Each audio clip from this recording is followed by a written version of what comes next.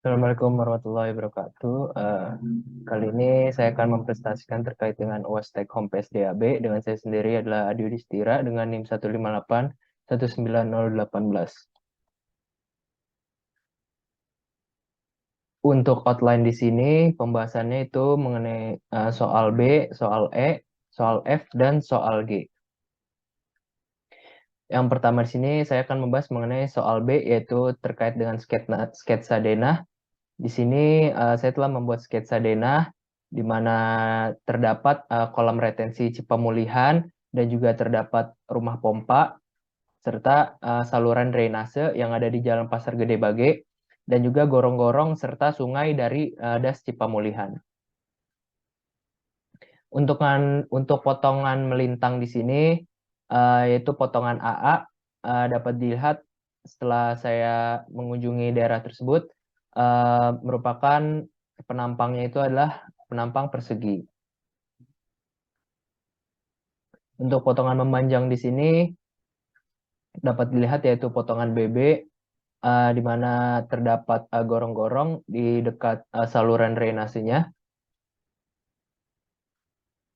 Kemudian untuk skema tahapan solusi di sini dalam penentuan masalahnya itu dilakukan musyawarah antar beberapa pihak yang terkait seperti masyarakat, pemerintah, organisasi pengelola pasar, atau PUPR, ataupun pihak akademisi. Kemudian dari penentuan masalah itu didapatkan beberapa permasalahan dan didapatkan beberapa solusi seperti perbaikan saluran drainase, pengurangan sampah, kolam retensi, konservasi das, dan penggunaan sistem sirkular ekonomi. Kemudian dapat ditentukan solusi yang utama yaitu dengan skala prioritas. Nah, menurut saya permasalahan terkait di sampah Gede Bage ini bukan suatu permasalahan yang kompleks ya. Tidak hanya berkaitan dengan sampah, tapi juga manajemen pasar serta sistem drainase yang harus diperbaiki. Nah, untuk menyelesaikan permasalahan tersebut, menurut saya dapat diselesaikan selama 10 tahun, yaitu untuk permasalahan drainase dan manajemen pasar itu sekitar 5 tahun, dan untuk pengolahan sampah dengan sirkular ekonomi agar sampah tidak terjadi penumpukan lagi itu dapat dilakukan 5 tahun berikutnya. Kemudian untuk menjawab soal 4 pada soal B, di sini kasus yang pertama itu ada kasus banjir bandang di Cicahem, yaitu banjir yang terjadi akibat adanya fungsi lahan di daerah hulu atau kawasan Bandung Utara. Nah, kondisi topografi Bandung itu kan seperti cekungan, maka debit air akan meluncur dengan sangat deras, dan ditambah lagi terjadinya longsoran yang membawa material lumpur, dan ini menyebabkan terjadinya banjir bandang di Cicahem. Dan untuk banjir sampah yang ada di Gede Bage ini merupakan banjir yang diakibatkan dari tidak tertampungnya debit banjir yang terjadi serta juga banyaknya sampah. Nah, sehingga aliran air itu akan membawa sampah-sampah menuju Jalan Soekarno-Hatta. Berdasarkan berita yang saya dapat bahwa terjadi banjir sampah yang terjadi di daerah Pasar Gede Bage itu dapat mencapai 5 ton. Kemudian lanjut ke pembahasan kedua mengenai soal E. Untuk permasalahan banjir sampah di Pasar Gede Bage, untuk yang pertama di sini ada pengelolaan sampahnya. Nah, permasalahan yang terjadi di Pasar Gede Bage terkait pengelolaan sampahnya yaitu tidak berjalannya sistem pengolahan yang baik, dibuktikan dengan masih adanya penumpukan sampah mulai dari sampah plastik, kayu, serta buah-buahan. Juga masih tidak adanya sistem sirkular ekonomi yang dilakukan di daerah tersebut. Dan yang kedua di sini terkait dengan sistem drainase lokalnya. Fungsi drainase di daerah tersebut itu tidak dapat mengalirkan air, tetapi hanya tergenang di daerah tersebut. Dari kemiringan serta kapasitas dari salurannya juga tidak baik, sehingga aliran air tidak mengalir.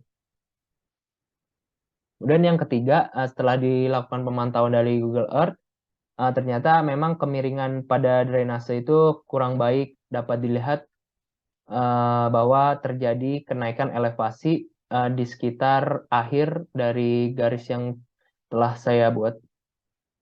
Dan untuk kolam retensinya, untuk permasalahan di sini itu terkait dengan tidak cukup memadai dalam mengatasi banjir di Pasar Gede Bage dikarenakan ukuran atau kapasitas dari kolam retensi tersebut masih kurang cukup karena mungkin terkait dengan lahan ataupun dana.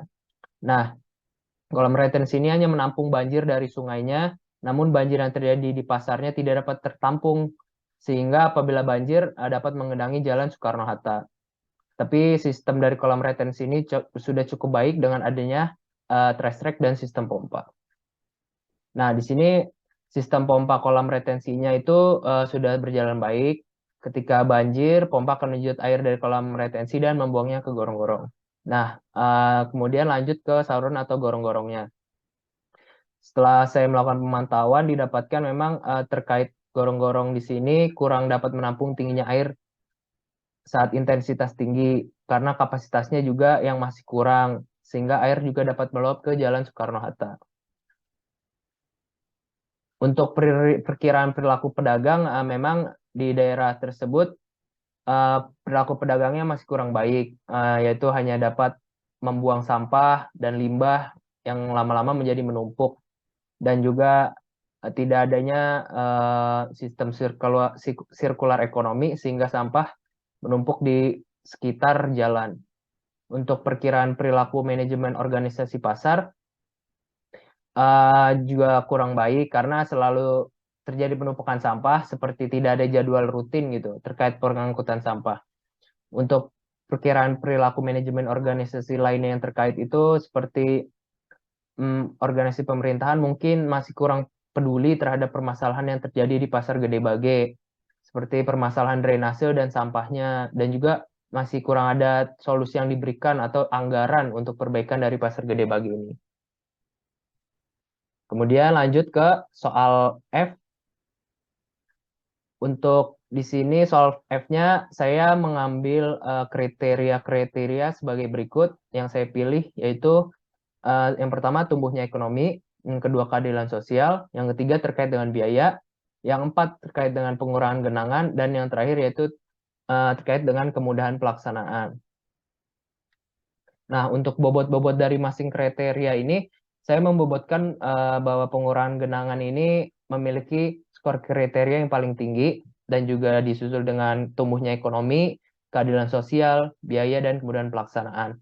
Dapatkan pengurangan genangan memiliki bobot yang paling tinggi. Terkait dengan metode penentuan prioritas yang saya ketahui itu ada dua, yaitu weighted average, di mana ini merupakan penentuan prioritas dengan memperhitungkan atau membandingkan kriteria dengan alternatif. Nah, dengan langkah-langkahnya itu, yang pertama membuat nilai dengan menentukan skor dari buruk sampai sangat bagus sekali. Kemudian menentukan kriteria dan alternatif yang digunakan. Yang ketiga, melakukan penentuan skor disesuaikan dengan kriteria dan alternatif dan solusi yang dilakukan. Kemudian melakukan penentuan skor untuk kriterianya dan melakukan perkalian matriks antara kolom alternatif dan skor kriteria dengan dapat juga dilakukan dengan fungsi Excel yaitu sum product. Kemudian didapatkan hasil dari setiap alternatif solusi dan dapat ditentukan skala prioritas dengan melihat setiap bobot. Yang kedua yaitu terkait dengan analitik hierarki proses, yaitu untuk menghasilkan bobot relatif antar kriteria maupun alternatif. Suatu kriteria akan dibandingkan dengan kriteria lainnya dalam hal seberapa penting terhadap pencapaian tujuan. Nah, untuk penentuan skornya itu dapat dilihat di gambar sebelah kanan pojok untuk menentukan skor dari menggunakan metode analytical hierarchy process. Dengan langkah-langkahnya itu yaitu melakukan penentuan kriteria alternatif, membandingkan antar alternatif yang disesuaikan dengan tiap-tiap kriteria dengan skor yang di atas, dengan contohnya sebagai berikut. Kemudian juga membandingkan antar kriteria dengan menggunakan skor, seperti gambar yang di pojok kanan atas. Kemudian habis itu didapatkan bobot dari masing-masing alternatif dari setiap kriteria.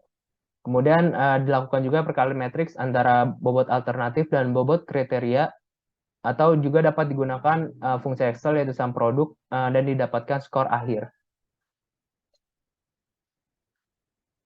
Nah, di sini saya melakukan proses pemilihan prioritas dengan menggunakan weighted average, di mana yang pertama itu saya menentukan skor dari buruk sampai sangat bagus sekali, yang bernilai dari 0 sampai 5. Kemudian langkah selanjutnya, saya menentukan skor dari masing-masing alternatif yang disesuaikan dengan kriteria masing-masing.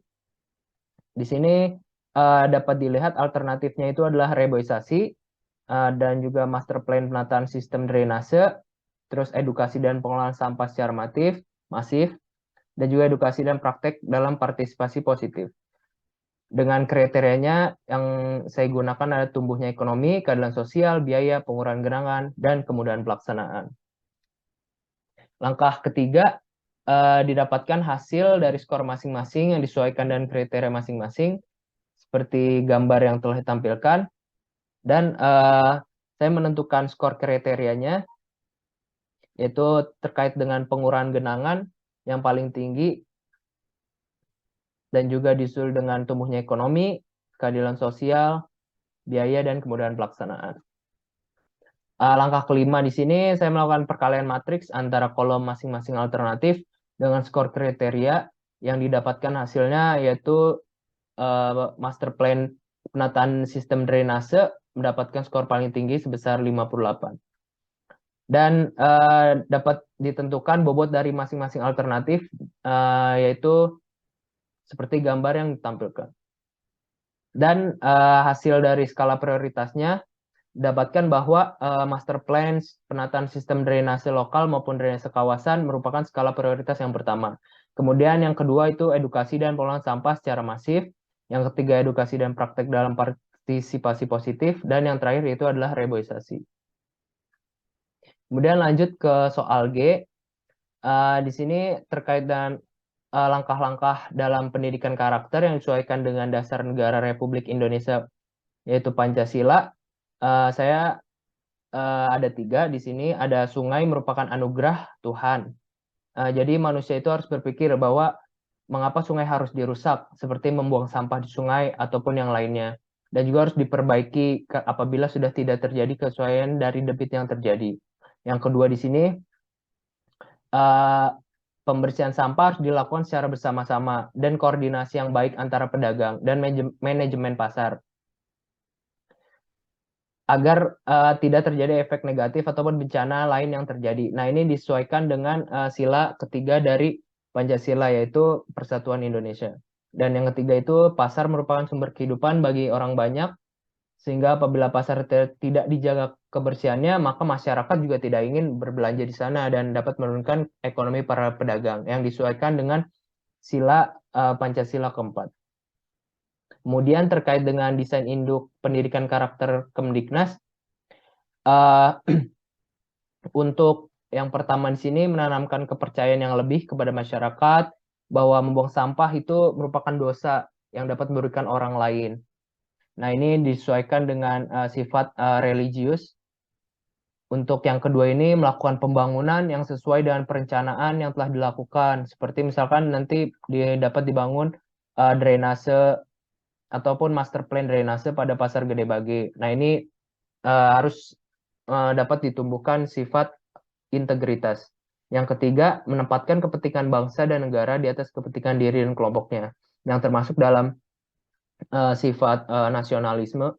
Dan yang keempat itu tindakan menghargai semangat kerjasama dan bahu-membahu menyelesaikan persoalan bersama, yaitu sifat gotong royong, disesuaikan dengan sifat gotong royong. Dan yang terakhir di sini tidak bergantung pada orang lain dan mempergunakan tenaga, pikiran, waktu untuk merealisasikan harapan, mimpi, dan cita-cita, di mana disesuaikan dengan sifat mandiri.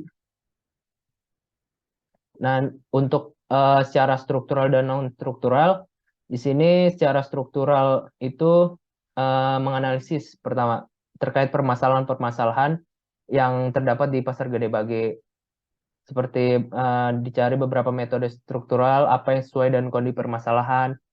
Kemudian dilanjut dengan menganalisis terkait beberapa metode struktural yang sesuai, misalkan mungkin dapat dibangun master plan kawasan drainase sekitar ataupun pengolahan sampah secara swakelola yang dilakukan pedagang dengan teknologi yang ada. Kemudian dilakukan solusi struktural ataupun penentuan solusi yang paling tepat untuk menjawab permasalahan yang terjadi dengan melakukan pembangunan yang sesuai dengan kebijakan yang berlaku. Untuk non-struktural dengan rekayasa sosial ini dapat dilakukan dengan bantuan mungkin dari para influencer seperti YouTuber mungkin. Karena juga saat ini perkembangan teknologi itu sangat pesat dan juga masyarakat itu banyak telah menggunakan media sosial. Dan juga harus dilakukan edukasi masyarakat terkait sampah dan permasalahan banjir. Dapat dilakukan oleh wali kota, gubernur, ataupun presiden.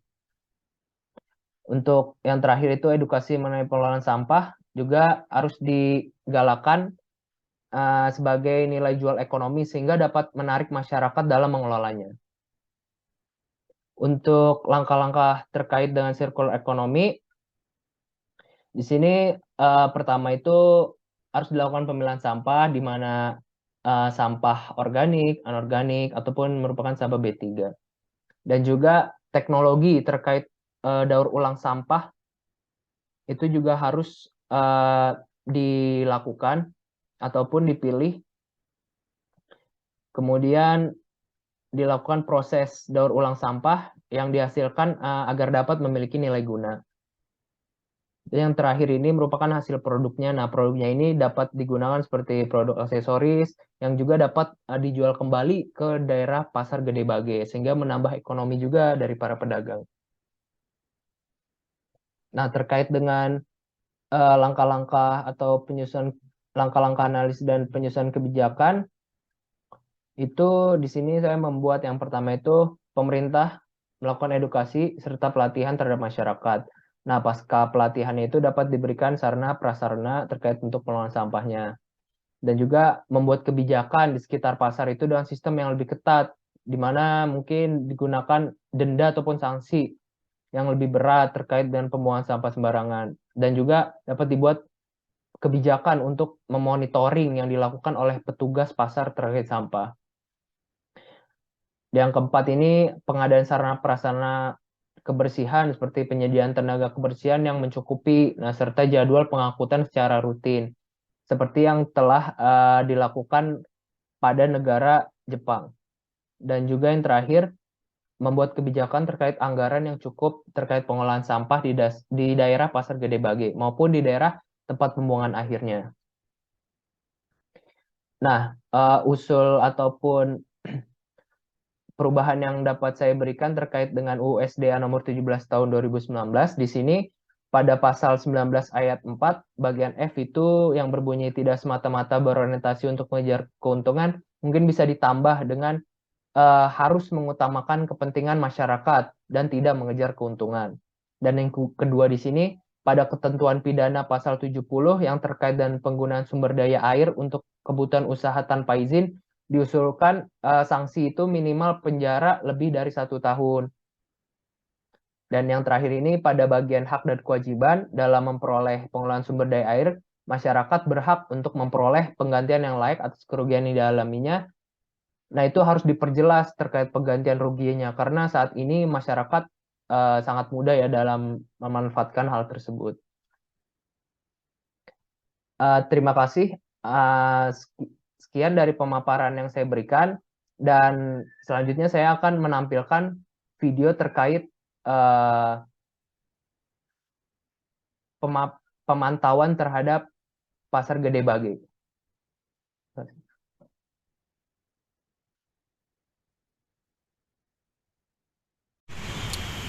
Ya, ini adalah kolam retensi yang ada di Gede Bage. Di sini sudah banyak terdapat plang-plang untuk kesadaran dari masyarakat untuk menyadarkan masyarakat agar merawat sungai agar tidak banyak sampah. Di sini untuk sampahnya masih cukup dibilang bersih, namun masih terdapat pemeliharaan yang agak kurang baik.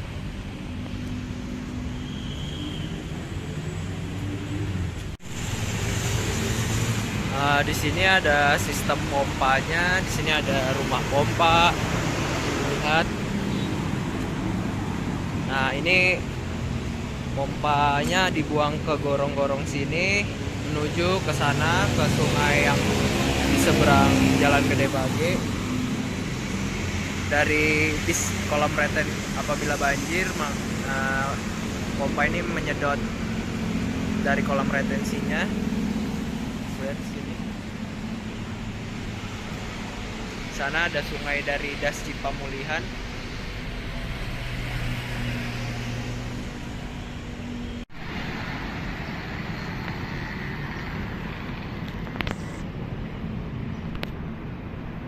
Ini adalah sungai dari Das Cipamulihan.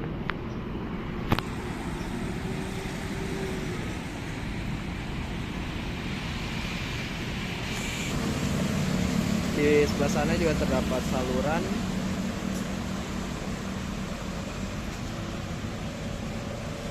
yang menyambung ke gorong-gorong ini dan juga ke sana. Nah, ini merupakan sungainya.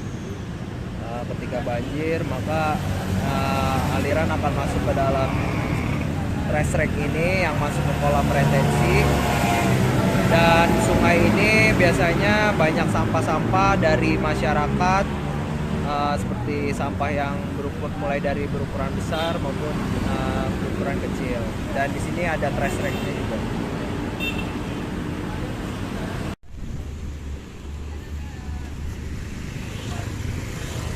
Ini kondisi drainase dari Pasar Gede Bage. Tidak ada hujan tapi tergenang seperti ini. Sangat buruk terkait kemiringan dan juga kapasitasnya. Dapat dilihat banyak sampah juga, kurang pemeliharaan. Sana juga ada terdapat sampah. Nah, di sini juga ada sampah-sampah dari para pedagang yang hampir menutupi jalan. Dapat dilihat. Sana juga terdapat sampah banyak. Ini kondisi dari drainasenya juga tergenang, becek, padahal tidak ada hujan. Ini. Nah, di sini dapat dilihat sampah-sampah yang menutupi jalan. Seharusnya dapat dilakukan sistem circular ekonomi di mana terdapat zero delta waste. Sini juga tuh. Sekian dari penjelasan saya mengenai kolam retensi Gede Bage di sini atau kolam retensi Cipamulihan. Terima kasih.